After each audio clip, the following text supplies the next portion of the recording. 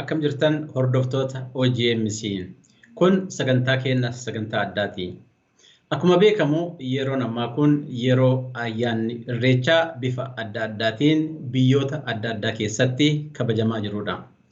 OGMCnis hawaasa Oromoo biyya keessaa fi biyya alaa jiraataniin baga birraan isinii bariite jechuun barbaada. Baga bacaqii gannaa baatanii booqaa birraa agartan isiniin jenna.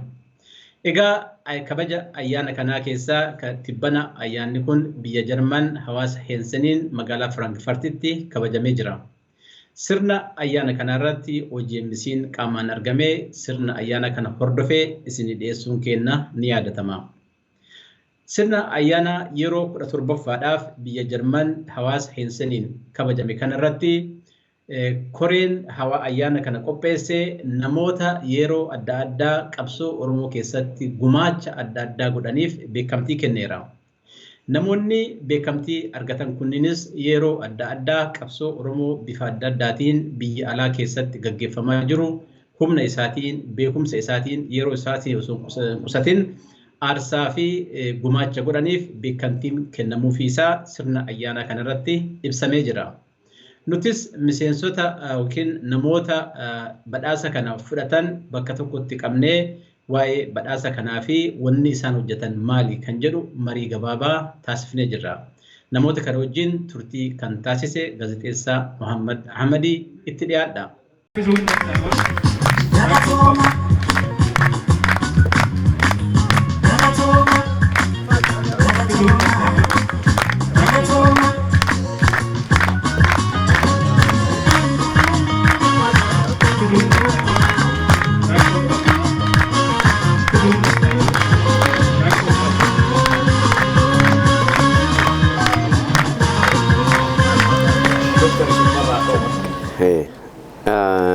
Baay'ee galatooma isinis yaada kana irratti nu gaafachuudha asitti dhufnee teenyee yaada kana kenninu dhugaa rabbii kuni baay'ee gammachuu qabna.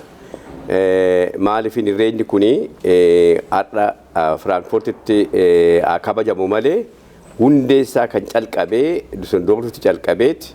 Haadha kun waggaa 17ffaa isaati irreechi badana irreeffamu. Achirraa ka'ee irreechi haa dagaagu kan jennu irreechi dagaagee Hoolaandis galee Jarmanittis kun iddoo lamattuu Düsseldorf iddoo handhuuraa isaatiif achitti irreechafame. As immoo Frankfurtittis kun edda bara 2012 irraa kaasee asitti kabajama. Nummoo galata argatanii warri hawaasa kana keessa jiran warri koree irreechaa badhaasa nuu kennan kana waggaa hedduuf iddoo jirtu bira dhaabbannee nuti badhaasa kana argachuuf osoo hin ta'in haadhaan Oromoo haa guddatu, haadhaan Oromoo haa dagaagu. Irreechi immoo handhuura Oromooti, irreechi immoo mallattoo Oromooti, mallattoo tokkummaa hirree Oromoo waan ta'eef nuti iddoo jirtu faana deemnet bira dhaabbannee humna qabnuun beekuma amma qabnuun ijoollee keenya haaratti dabarsuudha. Baay'ee dhamaa turre calqaba irratti amma garuu waan baay'ee nama gammachiisu eessattuu yoo haa ta'u qeerroo fi qarreen qooda kana ofitti fudhatanii irreecha kana bareechanii akka haadatti akka biyyaatti dhugaan isiniin jedha. Achirratti sirba irreechaa sirbanii yaa maarii yoo jedhanii irraa fudhatanii dhalataan biyya kanatti dhalatan illee akkatti irratti fudhatanii naa jedhani nuuf baay'ee nu gammachiisa. Kana irratti immoo badhaasa argachuu keenya badhaasni kuni guddinuma irreechatiif ta'a malee nu akka nama uumatti duwwaa otoo hin ta'in guddina irreechatiif irreechi keenya haa dagaagu kan jedhu irratti kan irratti dhamaaneef kanaaf waan ta'eef dhugaa gara fuulduraatti amma kanaan dura irratti hojjenne irratti otoon dhaabbatiin gara fuulduraas amma dandeenye amma silaa dargaggoon qeerroo qarreen qophee irreechaa kanarratti irreecha guddisuu irratti qooda waan fudhataa jiraniif kana caalammoo wal faana nuti gara fuulduraatti warri manguddoon isaanitti kennee guulaa taanee akka isaan itti godhan gammachuun ilaalaa jira. Kuni baay'ee dhugaa. Doktor gara fuulduraa maal ta'uu qabaa kan jedhu isinitti deebi'a. Isinumtuyyuu amma isin Neezerlaand irraa dhuftanii Taasifame fa'aa Berliin irraa dhufanii atiin kiiloomeetira hedduu natti fakkaata. Addeeffatiyaan Munshin irraa dhufanii aga biyya tokko addaan fagaata lafti kun warra as jira waa jiraatullee malee. Akkamitti waan kanaaf dhimmitanii bakka kanatti wal argitanii waliin mari'attanii waan kana jabeessitanii hawaasa kanaan ibsuu dandeessan? Dhugaadha irreecha kana amma Taasifame fa'aa Berliinaa jiraatan malee calqabarraa calqabnee gaafa Dusseldorf ka'urraa gaafa ganamarraa calqabnee iddoo fe'ettu irreechaa ta'u wajjin deemaa jira. Addeeffatiyaan fa'is kunoo Munshinii fagoodha kiiloomeetirii 100 meeqatirraa fagoodha. Asitti dhufamee qooduma irratti qabnu irreecha kana attamitti guddisna jennuun yaada keenya kana walitti qabamnee akkuma tasaa dhufnee asitti argamne garuu bara baraanis irraafnee isin beeknu gara fuulduraas qeerroon qarreen akka darbee nurraa fudhatu warra manguddoorra ammoo beekuma keenya dabarsinee kenninee fi akka gara fuulduraatti isaan itti fufanii dhalataa itti haanutti isaan amma warra qeerroo nurraa fudhatan duwwaa ta'uu ta'in dhalataan itti haanus kan borus fudhatee irreecha Oromoo kana gara fuulduraatti akka deemu. Badhaasni nu kenname kun immoo dhugaa ani baqqalaadhaaf kenname ta'uu ta'in guddina irreechatiif dagaagina irreechatiif dagaagina irreechi guddatee akka deemu waan kenname ta'in akkasittan ilaala malee baqqalaa duwwaa miti. Ani immoo dirqama kooti. Akka dhalataa Oromoo tokkootti akka hangafaatti kana gochuun dirqama kooti. Kanaaf waltaanit immoo qubaatti ni hojjetamu irreecha walumaan taanit hojjetu hawwan keenyas nutis waltaanit amma dandeenyu asiin geenye kuni namni hundumtuu milkaa'u in milkoofnen jedha nuti warri kana qaqqabnee qeerroo fi qarreen kana irraa fudhatuun arginu baay'ee gammanna. Egaa qarree fi qeerroo nama fudhatan kun immoo kana caalatti dabarsanii akka fufan abdii qabna mamii isin qabnu. Ayyee mee Taasifame itti dabalaati. Haa ta'u waan hundaafuu qophii kana qopheessitanii yaada keenya badhaa irratti akka kenninu nu mijeessuu fi galata qabdu.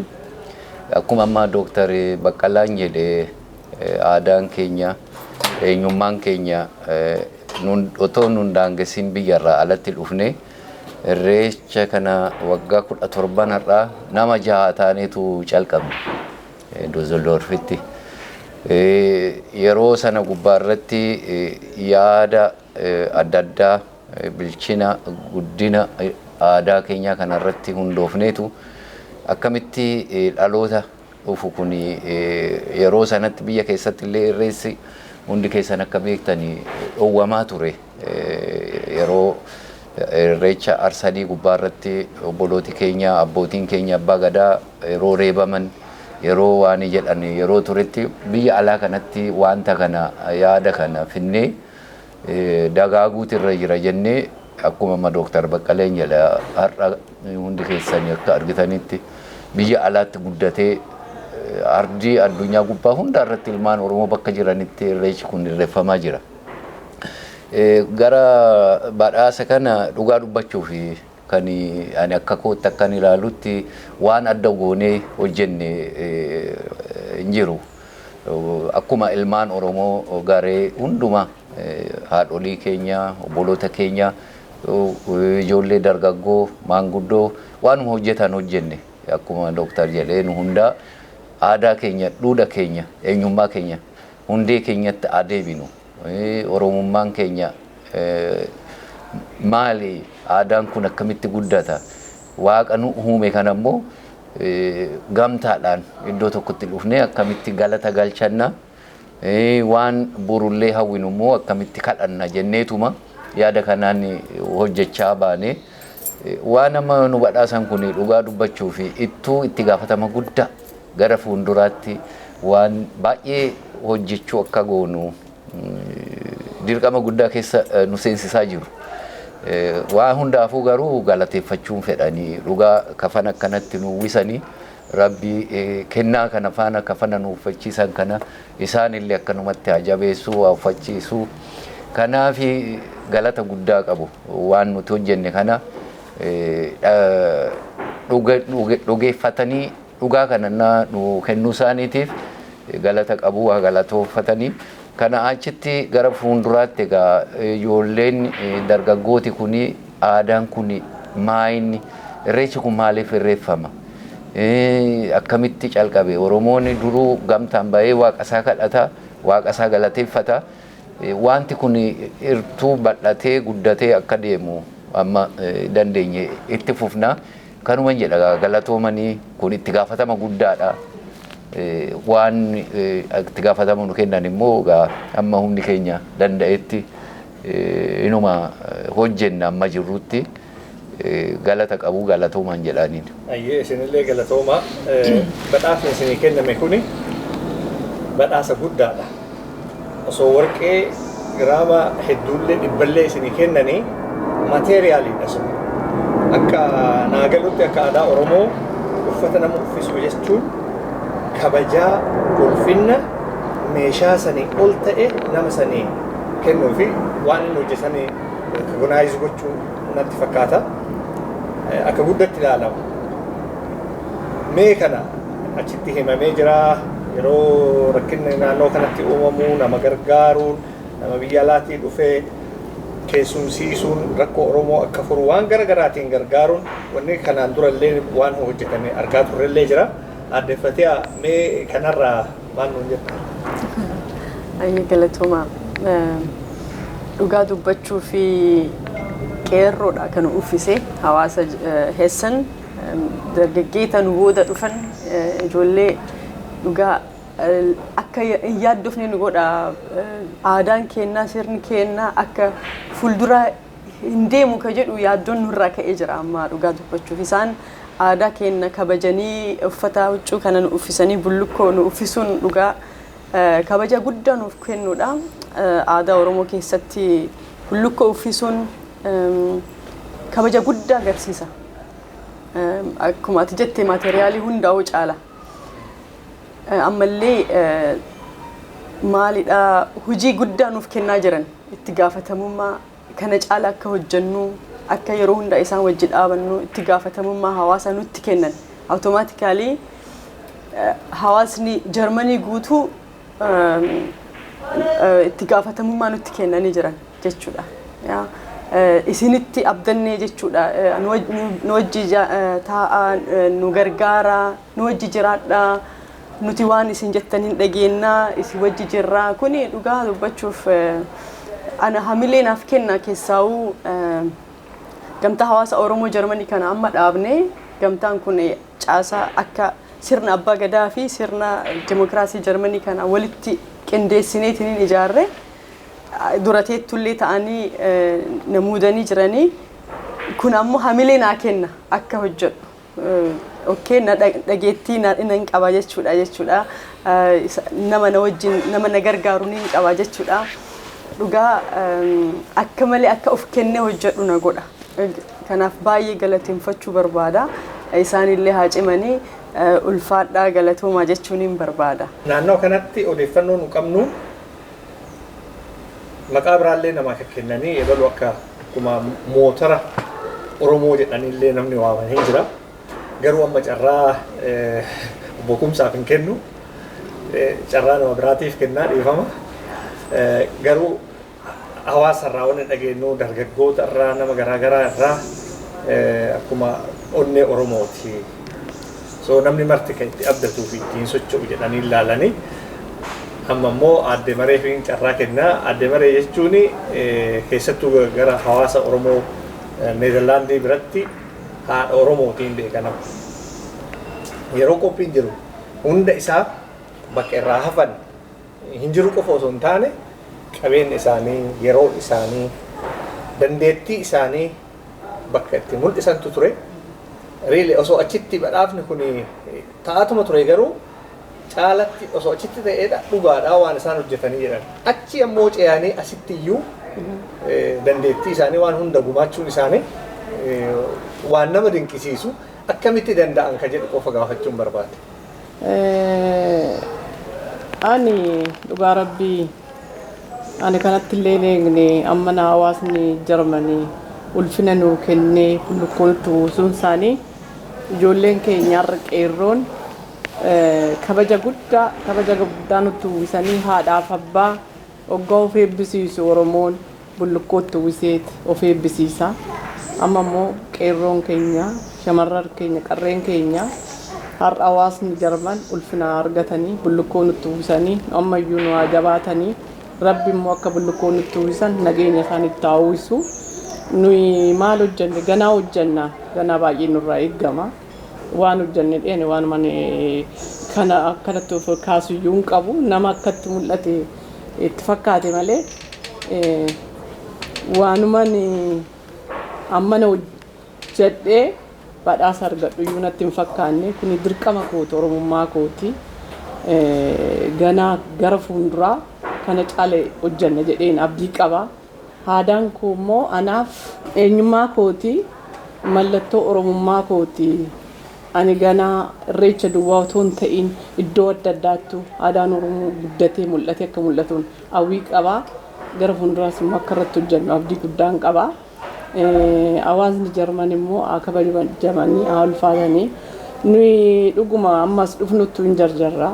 Nuyi fageenyi nuyi eessumayyuu ta'u aadaa keenya irreecha keenyarraa nu daangaan qabu eessayyuu hin deebina. Kun waggaa 17 eessa afneen beeku. Afuus hin barbaannu gara fuulduraas deemnee irreeffannaa caala akka nu jabaatu.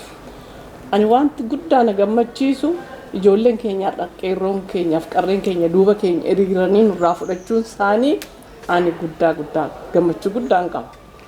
Ammas immoo nuyi har'a isaan irratti dhiifnee otoo hin ta'in isaan jabeessinee humna taanee isaan har'a nurraa fudhatan kana duuba isaanii hiriirree ijoollee keenya jabeessuu nurraa qooda guddaan nurraa eeggama. Kanaaf hawaasa Jarman qeerroowwan keenya qarreewwan keenya haa galatoomanii haa ulfaatanii kanuman jedha har'aa fi ammaa fi gaa wanna gaafatu immoo hin bira. Ayyee umrii dheeradhaa itti deebi'ee isin gaafachuun mala amma gara addileensaatti ji'a. Asirraa magaalaa kanarraa kiiloomeetira murtaa'ee gara 200 olii akka ta'e hin beekaa.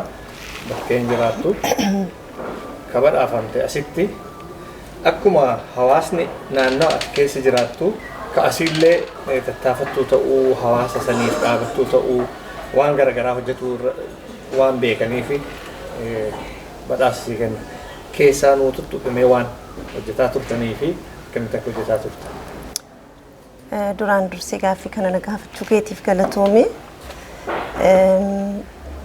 Ittaansee immoo koree fi hawaasa heessan galateeffachuun barbaada. Haala isaanitti qophaa'anii asitti bullukkoo nuuf uffisan kana. Gaaffii ati na gaafattetti yeroon deebi'u ani dhugaa dubbachuudhaaf waa guddaa godhee miti. Oromoo irraas adda ba'ee waan hedduu hojjedhee miti. Garuu immoo bakka hin danda'etti qeerroof qarree wajjin dhaabbachuudhaan hawaasa Noorambar keessa ta'uu barbaadametti waan humni koo danda'u gochaa ture. Kana jechuun immoo kana caalaatti narraa eegamayyuu malee guddaa dhedhee hin fudhanne. Garuu badhaasa har'aa argadhee bullukkoo uffachuun koo immoo isa caalu akkan kana godhu na godha jedhee yaada. Hedduun galatoomfadha Oromoo hundumaa jechuudha bakka hundumaattiyyuu. Atillee galatoomii gaaffii kana na gaafachuu keetiif. Atis galatoomii. Mee amma akka walii galaatitti waan kana hojjettani hawaasnis waan hojjettan kanaaf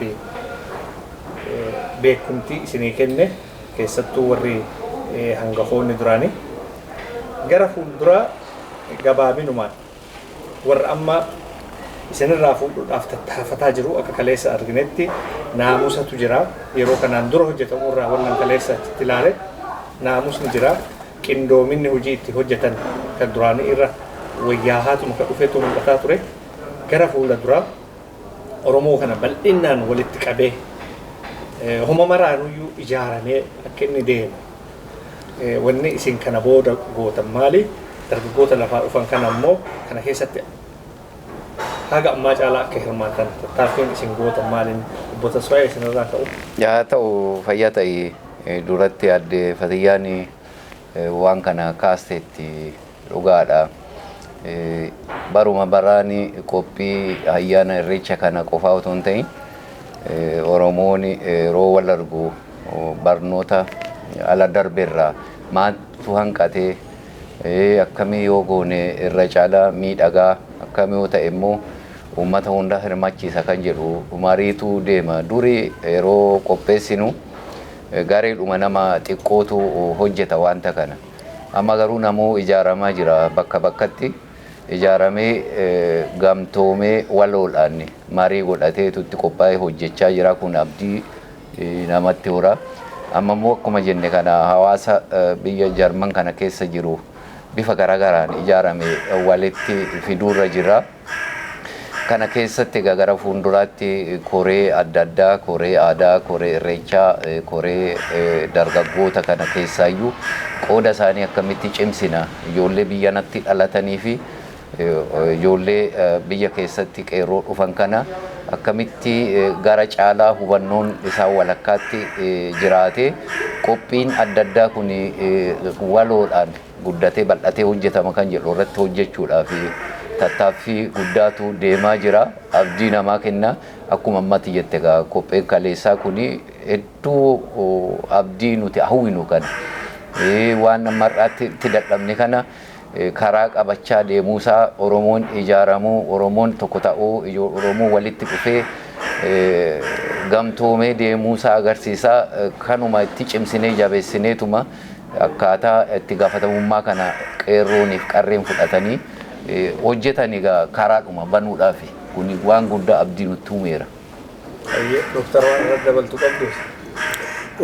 Gaaffii baay'ee bareedduudha kaaftee. Dhugaatti nuti Bootosfaayir keessa jira as naannoo keenya naannoo Awurooppaa keessatti duwwaa otoo hin ta'in Oromoon idilaa walitti dhufee ayyaana irreechaa kana sennaa irreeffannu. Akkamitti Oromoon ijaarama kan jettan Oromoon walitti dhufee ijaaramee akka idilaatti afaan tokkoon dubbatee kan jedhu hawaasaan Oromoo idilaan jira. Hawaasaan Oromoo Awurooppaa immoo achi keessatti qooda qabna akka Awurooppaattis jirra. Amma fakkeenyaaf irreecha asitti irreeffannu kana Noorweeyittis Faransaayittis gara fuulduraa kanatti calqabu yaadaa jirra. Biyya Ingilizittis taa'aa jira. Kana jechuun egaa Awurooppaa duwwaa yookiin Jarmanii fi Hoolaand naannoo kanatti kan ta'u duwwaa otoo hin ta'in qoodni keenya achi keessattis akka bal'atee waan hojjennu hundumaa Awustiraaliyaa, Noord Ameerikaa, Awurooppaa, Afrikaa illee dabalee akka tokkoon wal taanee akka hojjennu. Fakkeenyaaf kanan kaasuu barbaade goota keenya kan Hacaaluu gaafa inni du'e sana afaan tokko taanee Awurooppaa keessattis biyya Awustiraaliyaattis Noord Ameerikaattis akkaataa itti qophaa'u jala jalaan qophoofne kana wal qabachiifne Oromoon idilarra jiru tokko ta'uu jira. Calqaba irratti hedduutti dadhabamee hawaasni Oromoo idilaa ijaaramee kun egaa qeerroon asitti hojjetu kana fakkeenyaa fi qeerroon qophee akka ta'u hundumaa idila irratti akka fudhatu qooda kanarratti warri manguddoo akka godhan kanarratti gorsaa jirra irratti hojjetaa jirra. Egaa gara fuulduraatti as duwwaatti otoo hin ta'in bal'inaan Oromoon guddaan idila irra jiru akkatti waan kana wal ta'ee afaan tokkoon ta'ee jaarmiyaanis taane akkasitti ijaaramee saba keenya bira dhaabbatee haqa saba keenyas karaa dippiloomaasiitiinis karaa hiriiranis karaa bira dhaabbannu saba keenya bira dhaabbannu aadaa keenya akkatti guddisnu keessumaayyuu waan harkaa qabnu waan aadaa keenya kana caala jabeessu. Oromoon immoo deebisee wal dhaabee afaan tokkoon dubbatee afaan tokkoon saba isaas afaan hin qabne biyya jiruufis akka dubbatu kana gochaa jirra. Gara fuulduraa abdii qabna gara fuulduruu dagaagee bal'ate akka deemu kanumatti jira kanuma gochisuun barbaade galatooma. Jalqaba irratti mallattoo mul'ataa jiru waliigalteen Oromoo ka durii caalaa wal hubannaan wal dhageettiin mul'ataa jira. Kanaaf ammoo amma itti gaafatamummaa fudhattanii haga yeroo biraa gara nama biraatti darbutti maal amma waan karoorfattan keessaa waa takkaa lama himuu dandeessan kareefuu dubbatame irratti dabalata. Duraan dursoo ka ijaarame gumiidha. Gumii hawaasa Oromoo Jarmaniiti. gumiin kun sirna qabaa, seera qabaa, wanni hundinuu koree sagal qabaa, koree boordii jechuudha. Kuni hojii adda addaa hojjeta. Tokko waa'ee dippiloomaasii hojjeta, waa'ee barnoota irratti hojjeta, tokko waa'ee hawaasummaa irratti hojjeta. Maaliif du'attu jira amma dhiyoo kana Jarman keessatti dhugaa waggaa takka keessatti gara nama 7tu du'e. Achi alatti ammoo jidduu kanatti Hacaaluunis du'e, Abdul-Jabbaar is du'e, ajjeefamee wareegamedha. Maallaqa gurra yeroo hunda gargaarsa goona jenna. Namni keenya qindoominaan hojjechaa hin jiru. So kanaaf dipaartimentiin hawaasaa kuni waan kana irratti hojjeta.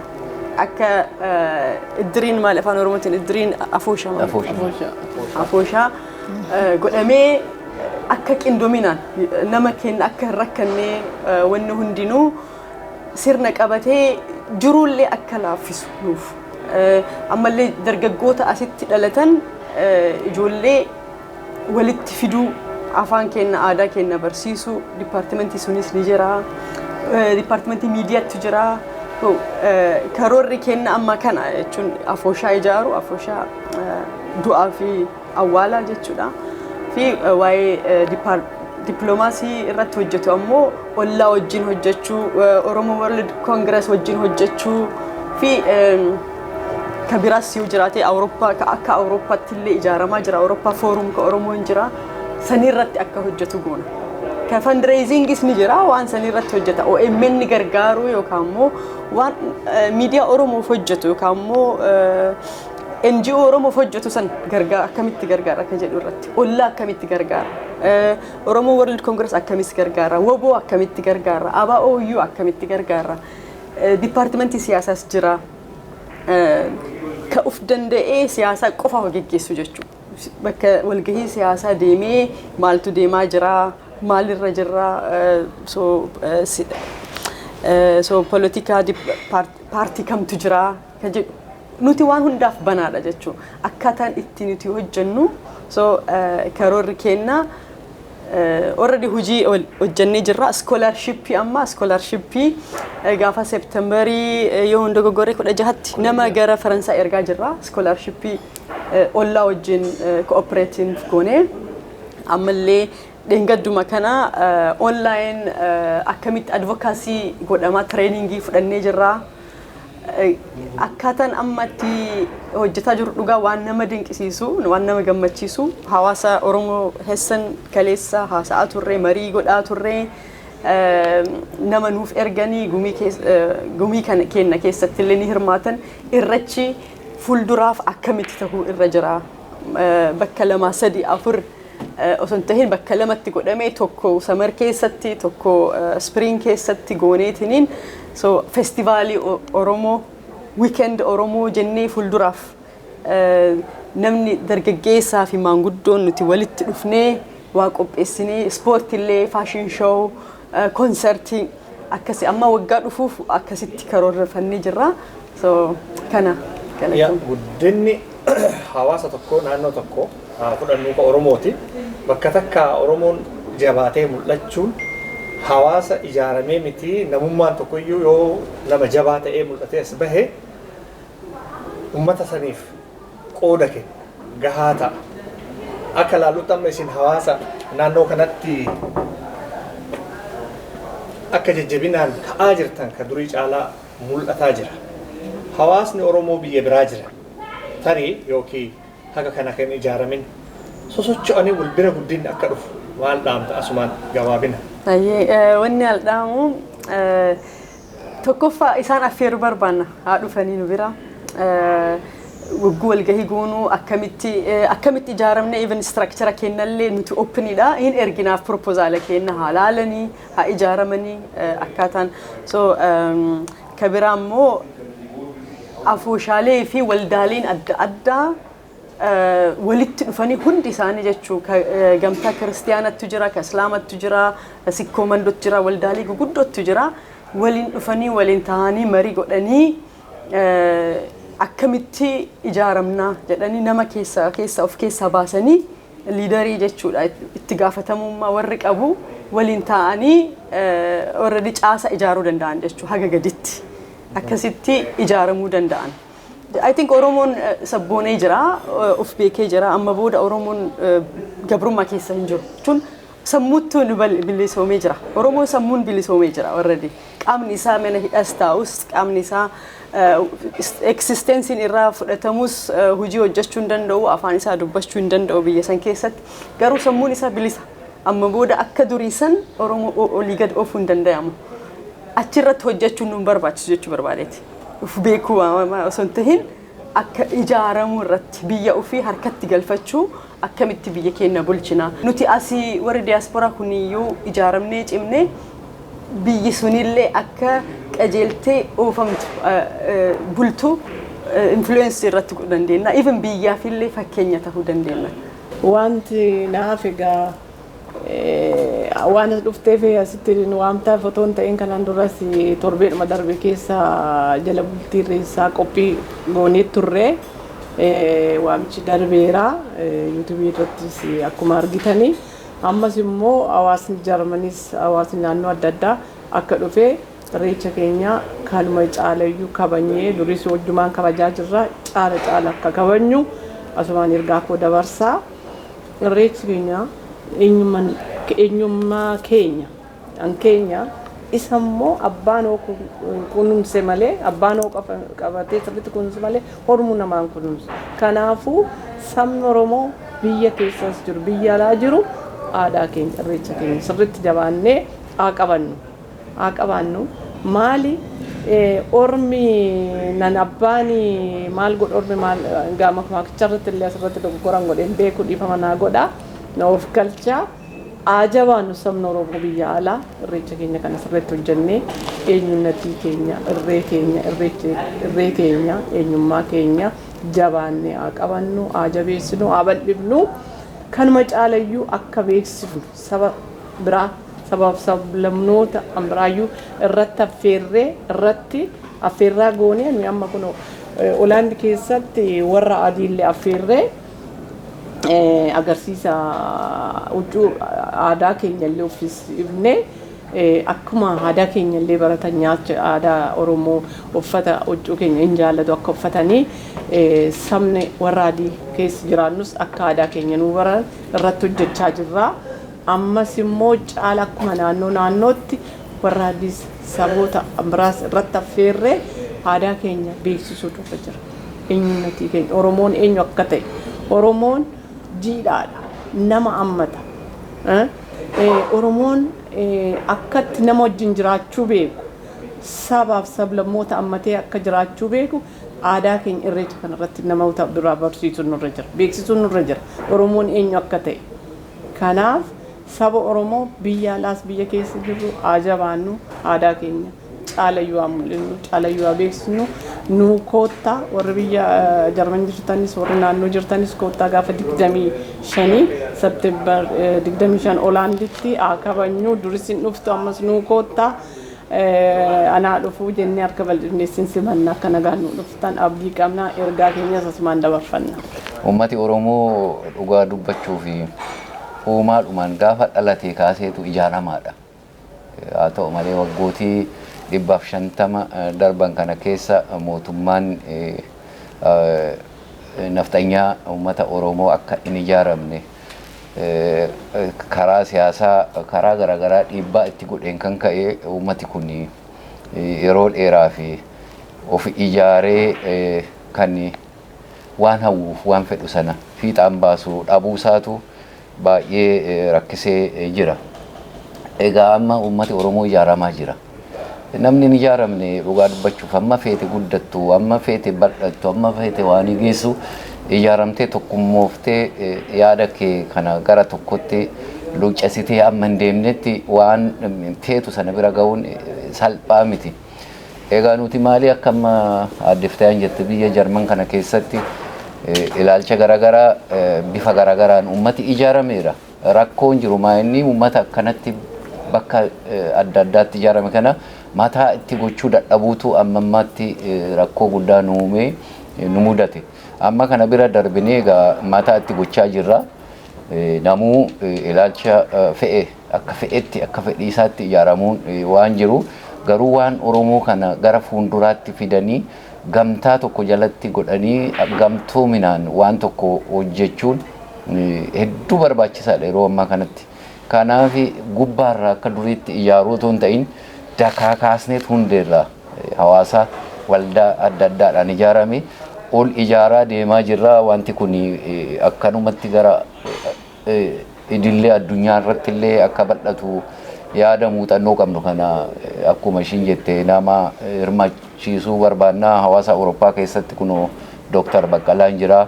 Achi keessatti itti gaafatamaa guddaa qaba. Bara 2015 kaasneetu hawaasa Awurooppaa kanarratti karaa adda addaa hojjechaa jirra.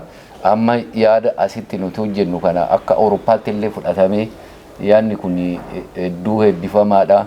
Yaadni kun hundee eenyummaa Oromoo akka inni itti ijaarame hundee isaatti waan deebisuuf bakka hunda namni akkanatti wal hubannoodhaan obsaan yaada wal jijjiiruudhaan akka ijaaramu ammas dhaamsa kooti. Ijaaramuun nurra jira. Ijaaramnu malee bakka tokko gahuu hin dandeenyu. Yaaduma kanan xinnoo ishii cimsuu barbaade. Haa ijaaramnu, walaa caqasnu, walaa dhaggeeffannu, tokko haa taanu. Tokkummaan amma humna akka namaa ta'u immoo bara 2015 hamma 2018tti argine mootummaa TPLF durfamu sana ofirraa hariine. Ammas immoo mootummaa haaraa nafxanyaan kun akkuma durii sanatti nu bituu dhufu kana ofirraa hari'uu fi ofirraa injifachuuf tokkummaan keenya hedduu barbaachisaadha. Isuma sanan cimsuu fe'e.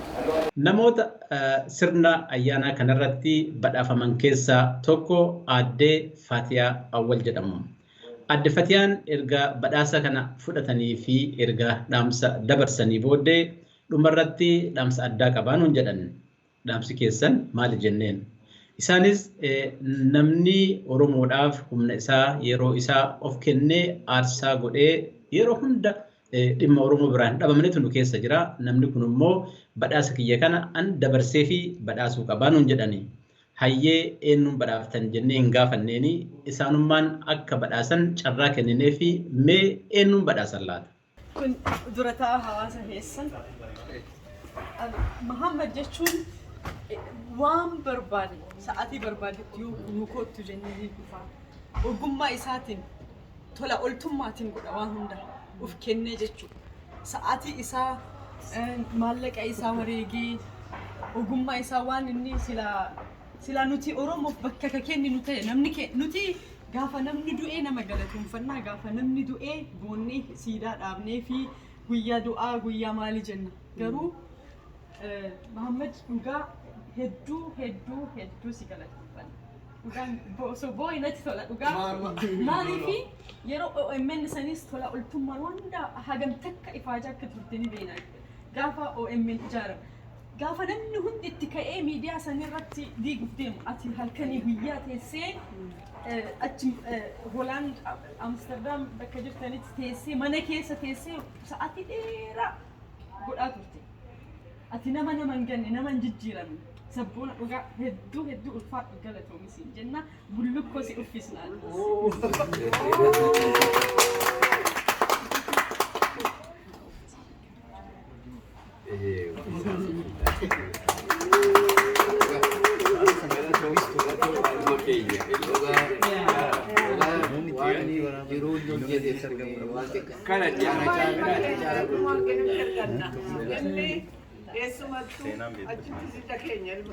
Muhammad dhugaa rabbii waaqatu isaa baasa malee namni gadatti namaa isaan baasu. Maatii isaa gatee halkanii guyyaa eessa godhee Faransaayii deemee Faransaayii deemee iddoo deemee hundumaan waliin deemee cabbii keessi gaafa bulantu jira amma Siwiidin deemnee cabbii keessaa na bulan dhugaan isin jedha. Ani immaan kun qaba. Rabbi duwwaan isaa nyoo haa godhu malee rabbi duwwaan isaa qabatu malee nuti akka namaatti waan qabanu. Dadhabbii isaa bilisummaati. Kana caalaa waa hojjechuudhaaf yaadaa jira malee amma waa hojjedhee wanni dubbadhu sin garuu wanni silaa hojjettee ofis ta'e nama biraas gargaaru dandeettii kiyyayyuu ruubiyyuu itti fayyadamne haaluma tokko tokkoon. Kanaaf gara fuuldura waa hojjedhee yoo gaafa waa hojjetan waan qabatamaa kana hojjete naan jedhantu silaa irra wayyo ture ammoo uummata eefuyyuu finna guddaa naa kennu keessanii hedduu faadhaa galatooma. Ala buluun sunillee himit jira. Nurambargis PlayStation illee bullee irra. Siwiidiin yeroo lamaa ala bullee. Norway illee gaaf tokko lafuma bariitee kalaafaatti galle. Dhayyaadha Siwiidiin ala bullee bakka sanii doktaroota tikeetiin naamuranii galee beeka. Hedduudha sunillee laakkaa'amu garuu waa hojjenneef osoo hin ta'ini kana caalayyuu yoo rabbi umriin kenne waa hojjechuu qabna. Kun waan onnaa jedhu miti. Hunda caalaa wannan itti gammadu waan ana kana goggodhu kana yeroo dheeraa itti fudhadhee hojjedhu kana haati manaa kiyyaa haguma yeroo xiqqoon irraa fudhattu sanuu itti dhagahama. Tajaajila inni silaa godhuu danda'u irraa fa'aa hambise jetteeti akkuma nama mufachiifne inumaa yoo gorigalee amma nama waa wannaa jedhu fa'aa lollolee akka inni karaa irraa hin banne fa'aa ogummaa ofii beeku waa nama himu kun waa hedduutti itti dhagahama. Yeroo namatti dubbattu suutuma waanuma ta'e fa'aa agarsiise achirraa haa baruu naan jedhe. Keessattuu nama baqatee karaa baaraa kanarra dhufa. Anammoo erga dhufee booda akka waa jalaa hin banne aga waan danda'e gargaara. Garuu suuta itti dubbadhu naan jedhe. Inni waa hedduu keessa ture waan dhufe lolaa fi akka ati isaa yaadde kana isaan galuu. Gara fuuldura waluma gargaarree waanuma jiru walitti dabalannee waa hojjannee yoo saba keenya ittiin gargaarree waan guddaadha. Garuu kabajaa naa kennitaniif dhugaa ulfaadha.